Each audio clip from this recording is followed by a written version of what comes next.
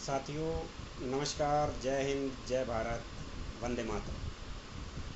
साथियों, 2024 है और पूरे देश में लोकतंत्र का महापर्व है।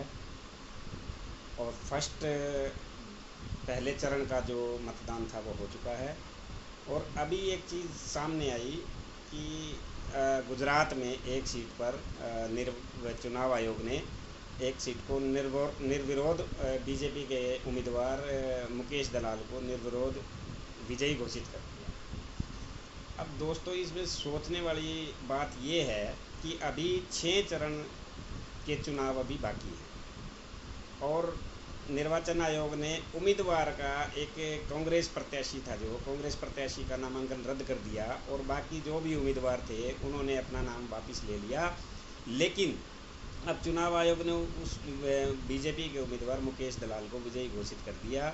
लेकिन ये डायरेक्ट चुनाव कैसे हुआ? अब देश सवाल करेगा कि लोगों की ओपिनियन, लोगों का समर्थन, लोगों का जनादेश कहाँ रहा? अब उम्मीदवारों के बीच में अगर उम्मीदवारों से ही सिलेक्शन होना था, उन्हीं से विजयी घोषित करना था, तो इस चुनाव को हम डायरेक्ट चुनाव नहीं कह सकते। लोकतंत्र की परिभाषा है जनता का, जनता के लिए, जनता द्वारा चुना गया शासन। तो इसमें जनता की ओपिनियन का कोई मायने नहीं रहा कि जनता की क्या मायने रहेगी, है ना। तो ये एक गंभीर विषय है। लोकतंत्र पर ये कड़ा प्रहार है।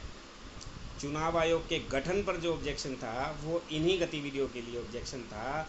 इन्होंने सुप्रीम कोर्ट के जस्टिस को जब गठन वाली बात आई तो उन्होंने विपक्ष की आपत्तियों को नज़रअंदाज किया। सुप्रीम कोर्ट से किसी न्यायाधीश को नहीं लिया गया। तो जो चुनाव आयोग की नियुक्ति वही संदेहास्पद थी, संदेह था उस पर कि वो निष्पक्ष चुनाव कैसे करवा पाएंगे।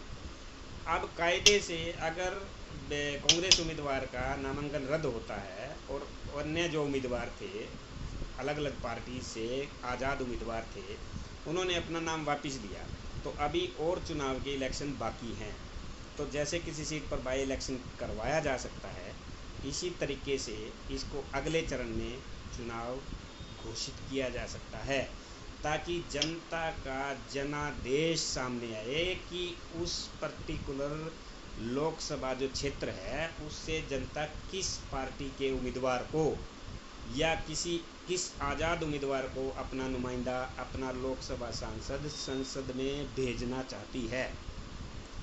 तब इसको लोकतंत्र की परिभाषा में मानेंगे। लेकिन जो अब ये हुआ है, इसे लोकतंत्र की परिभाषा में बिल्कुल नहीं माना जाना चाहिए। इस सीट पर दोबारा से इलेक्शन होना चाहिए, दोबारा से नामांकन मांगे जाने चाहिए। ये लोकतंत्र की हत्या है। और ऐसा अभी काफ़ी सारे चरण के चुनाव बाकी हैं। 7 चरण में टोटल जो चुनाव होना है, तो अभी बाकी चरण बाकी हैं। लेकिन पता नहीं कितनी सीटों पर इस तरीके से खेल किया जा सकता है। तो क्या बीजेपी डर गई? इस तरीके से लोकतंत्र पर प्रहार कर रही है, लोकतंत्र की सरेआम धज्जियाँ उड़ाई जा रही हैं।